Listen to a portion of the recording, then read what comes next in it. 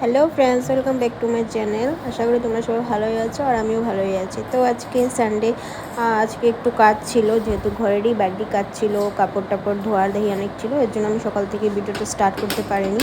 তো আমি ডাইরেক্ট স্নান টান করে পুজো টুজো দিয়ে রান্নাঘরে চলে আসলাম। এসে মাটন বাজার আনা হয়েছে, তো আমি এদিকে মাটনটাকে ধুয়ে নিলাম। ধুতে ধুতে আমি এদিকে আলুটাকে বসিয়ে দিলাম। তো আলুটা ভাজা হচ্ছে। তো আলুটা ভাজা হতে হতে এদিকে আমি কিছু বাসন ছিল, ওগুলোকে আমি ধুয়ে ক্লিন করে নিলাম। তারপরে মাটনটাকে আমি ম্যারিনেট করে একটু সময়ের জন্য রেখে দিলাম। একটু বলতে 10-15 বেশি টাইম আমি রাখতে পারিনি। তারপরে ওইদিকে আমি মশলাটা করে নিলাম মিক্সিতে, তারপর বসিয়ে দিলাম মাটন। তো এদিকে আমার মাটন কষানো হয়ে গেছে পুরোপুরি। তো এখন আমি দিয়ে দিলাম আলুগুলো দিয়ে আর অল্প 5 মিনিটের মতন, 5-7 মিনিটের মতন একটু আমি কষাবো।